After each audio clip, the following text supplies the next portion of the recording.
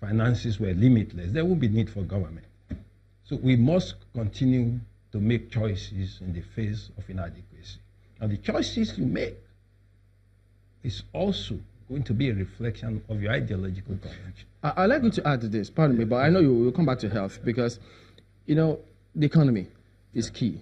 And it's a huge one. If there's nothing going on in that respect, I don't know how people move forward. Unemployment is about 18%.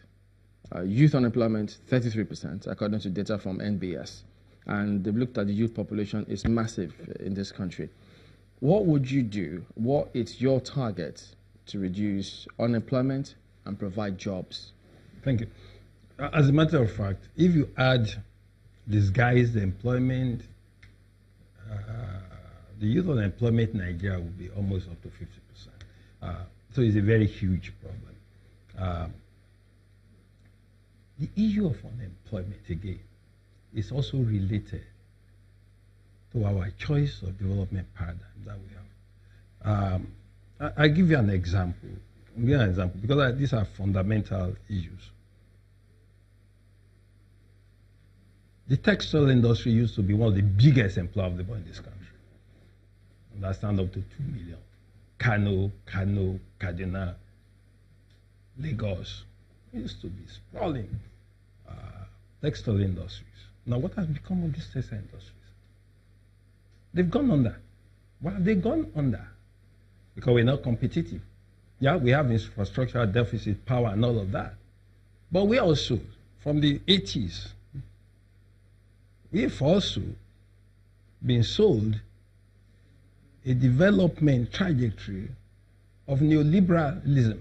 We were told to liberalize, free trade, to compete. The question had always been, to what extent can we operate in a neoliberal economy in which we find it difficult to compete and create jobs at the same time?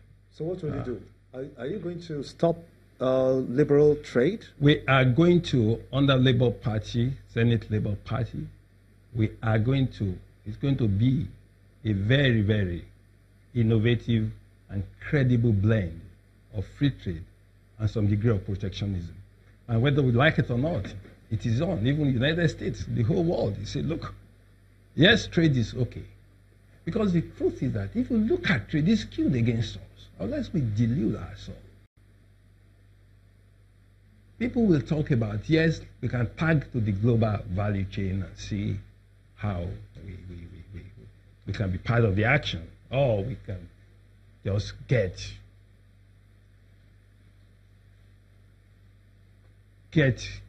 keyed into this concept of comparative advantage. The Ricardian comparative advantage. Our comparative advantage is to export raw materials. We want to stay like that.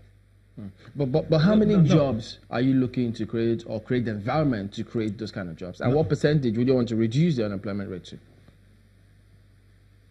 Let me tell you, the unfortunate thing about Nigeria today is that we don't seem to look like we're in a hurry at all. Now, we've talked about huge unemployment. We have our young ones out there in thousands. They are unemployed. They are into drug, cultism, and all sorts. The future is being destroyed. So the first thing is to know that it's an emergency. What we have on our mind is a war situation, as a matter of fact. It's the equivalent of a war situation. Young people die every day in this country, with 58,000 pregnant women dying in pregnancy every year. I did a calculation. There's always this, to actually sensitize society about maternal mortality. They say that for Nigeria, a 747, we Boeing 747, passenger capacity of 470. If we are losing 58,000 healthy young people in pregnancy, it means every 3 days, a Boeing 747 is crashing in Nigeria. Every 3 days. Monday, Tuesday, Wednesday, one is crashed. Thursday, Friday, Saturday, another is crashed. So can you rescue that by creating 3 million jobs? Listen, let me just say, I'm just using that to illustrate that we have an emergency. And when we have an emergency, what we put in place must reflect that emergency. Now, in 4 years, it is possible to start with. In the first 2 years, if I'm elected president, I'll create at least 1 million jobs from public works. How? Simple. Now, I think I've done this before, so I know what I'm talking about. Look, how can you have a country where we have so much infrastructural deficit and you have so many young men roaming the streets doing nothing? How can you have a country where you have a 20 million, 16 to 20 million deficit in housing?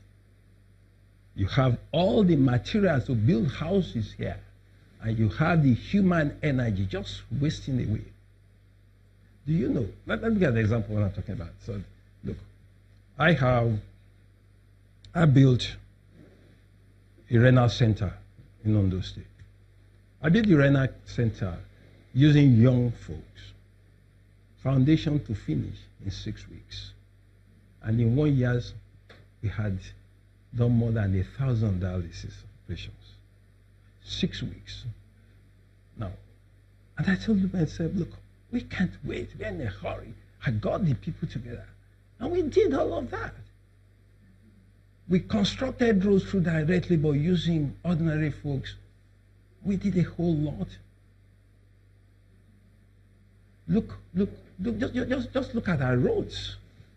Why do you need? Why do you need high caliber Chinese companies to build roads? For God's sake, with the engineers, what is the cutting edge technology in road building?